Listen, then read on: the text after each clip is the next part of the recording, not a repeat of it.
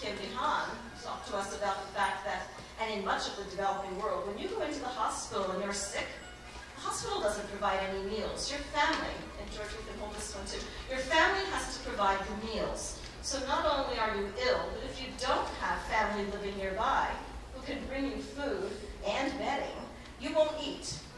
And this is a serious problem because if you're already unhealthy, you kind of ought to be eating.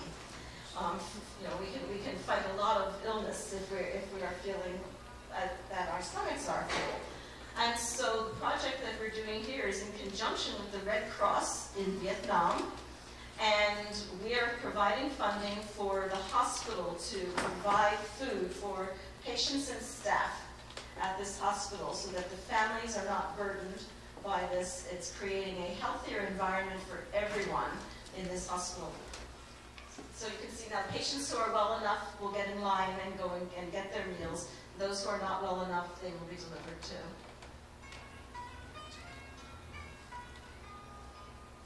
Sri Lanka, we've now recently funded a second project in Sri Lanka, but our first Sri Lankan project is a microfinance project.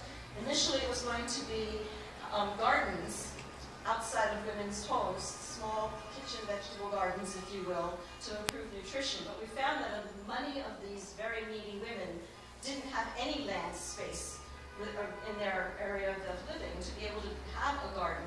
And so we extended it into some microfinance projects to give them some skills or small loans to be able to start a business so that they could generate income for their family and therefore improve the household's economic and nutritional state.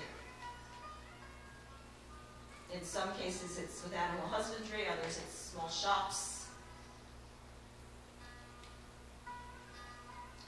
Myanmar, also known as Burma.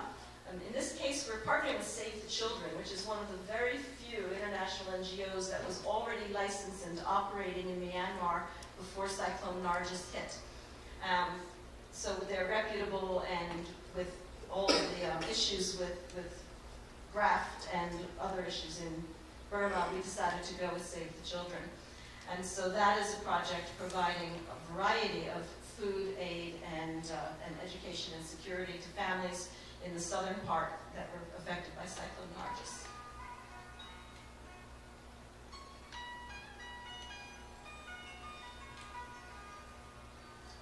In Sri Lanka, the new partner, the new program there, but also with Sarvodaya, is relief for internally displaced people. Of course, the war continues to flare up and then die down and then flare up.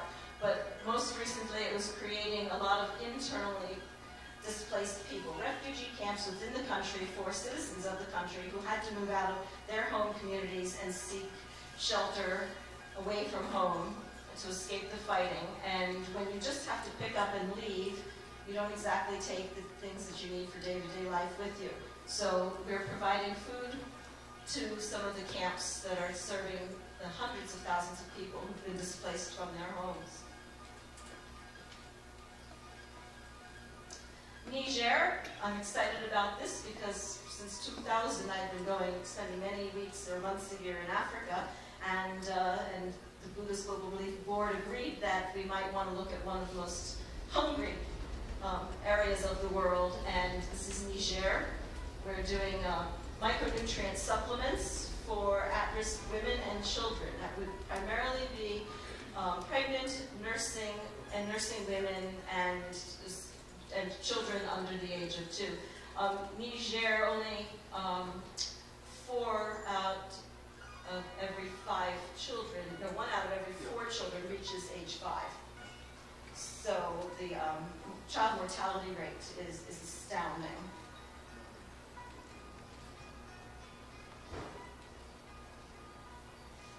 India, also with Notice Outreach, this is also exciting.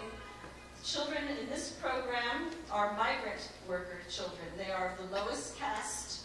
They have not been in school. Their families are migrants, so the fact that they move around, the children don't, and the fact that they're low caste, the children, even if they were enrolled in a local school, the discrimination against them would be so severe that the families choose not to send their children to school.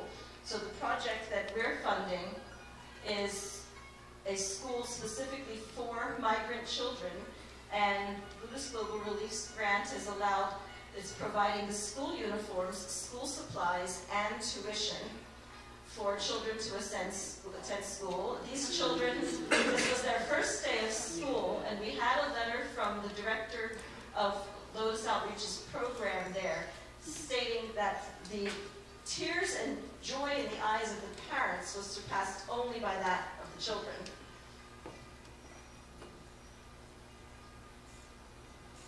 And some of those children were school age 4 or 5 years ago and had never set foot in a classroom until this year.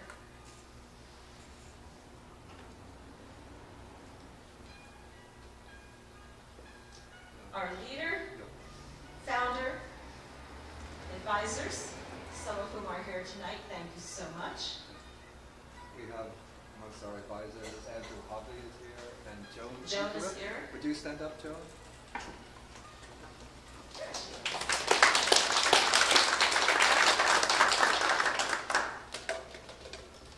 Our core values: faith, compassion, service, moral rectitude, self-cultivation, integrity, prudence, important when we're using other people's funds, respect, and collaboration.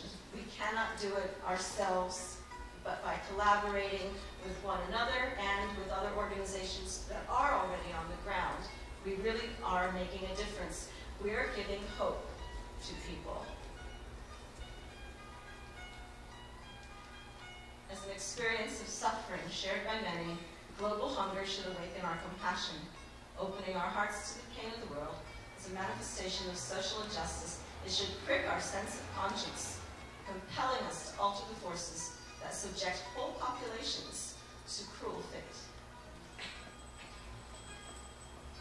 And that ends the introduction of Buddhist Global Relief. Thank you.